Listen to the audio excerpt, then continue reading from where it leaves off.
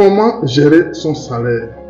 Quel que soit ton statut, que tu sois un salarié ou que tu sois un entrepreneur, à la fin du mois, tu dois pouvoir recevoir ton salaire. La question est de savoir comment gérer efficacement cette somme que tu reçois pour pouvoir vivre une vie heureuse. De façon générale, lorsque le salaire commence par tomber, nous commençons par augmenter très rapidement, pour ne pas dire de façon exponentielle, nos dépenses, nos engagements financiers, de telle manière qu'à partir de la deuxième ou de la troisième année, nous sommes obligés de faire des prêts à la consommation. Au lieu de faire des prêts pour pouvoir augmenter nos sources de revenus et augmenter nos revenus, nous faisons des prêts à la consommation. À ce rythme, le salaire devient très insuffisant.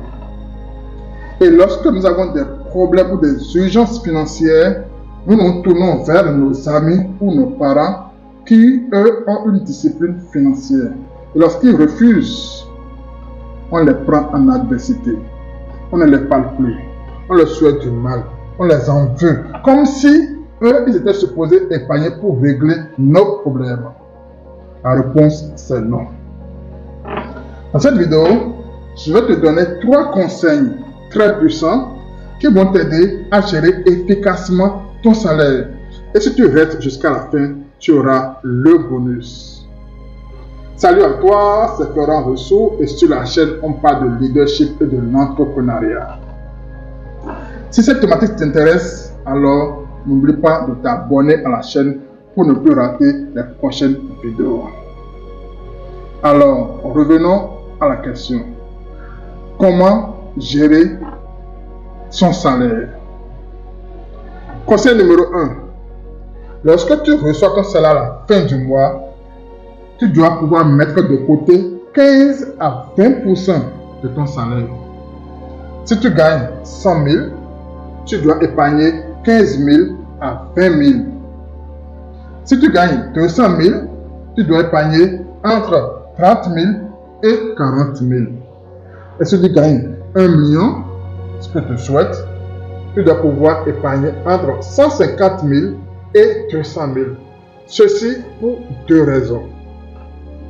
Premièrement, il faut gérer les mauvaises nouvelles. La santé, ça ne prévient pas. L'accident ne prévient pas. Les maladies, ça ne prévient pas.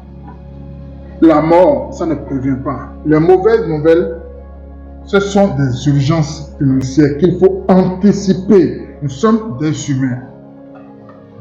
Et également les bonnes nouvelles, le mariage, la communion, le baptême, les diplômes, la naissance, mettre en place un projet, aller étudier, c'est des choses qui sont des bonnes nouvelles qu'on doit pouvoir planifier et provisionner. Si tu as un mariage dans un an, tu dois commencer par provisionner tout de suite. Si tu as un projet à mettre en place dans 6 mois, tu dois commencer par provisionner tout de suite.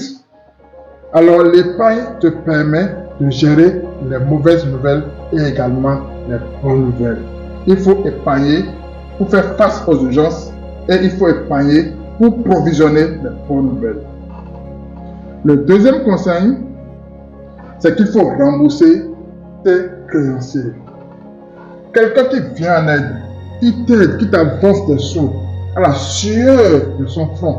Quand toi, tu as des difficultés financières, il faut pouvoir le rembourser dans la même ambiance, avec la même humeur, le même bonheur. C'est une bénédiction de la nature et c'est très important.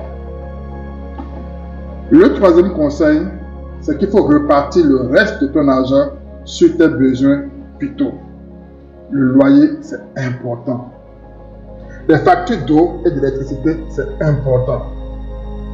Le manger, c'est important. Ton plaisir, c'est important également. T'offrir une chaussure, t'offrir un pantalon, t'offrir un beau restaurant, t'offrir la plage, te faire un cadeau, font partie de tes plaisirs que tu dois pouvoir le faire. La vie, c'est aujourd'hui et c'est demain. Avec ces 3 conseils, tu vas vivre ta vie d'aujourd'hui proprement et tu vas pouvoir anticiper demain avec ton épargne. Le bonus, c'est qu'il ne faut jamais vivre au-dessus de tes moyens. Un ami qui te critique n'est plus un ami. Il faut le trier et le classer. Le reste, on s'en fout. Tu dois pouvoir vivre la vie qui est la tienne. C'est important. Le bonheur, c'est aussi simple que ça. L'épargne te permettra de grandir. Les besoins vitaux te permettront de vivre aujourd'hui quand tu es satisfait. Alors, j'espère que tu as aimé cette vidéo. J'espère que ça t'a plu. Si c'est le cas, n'hésite pas à liker la vidéo, à partager et surtout à t'abonner si ce n'est pas encore le cas. À la prochaine pour une nouvelle vidéo.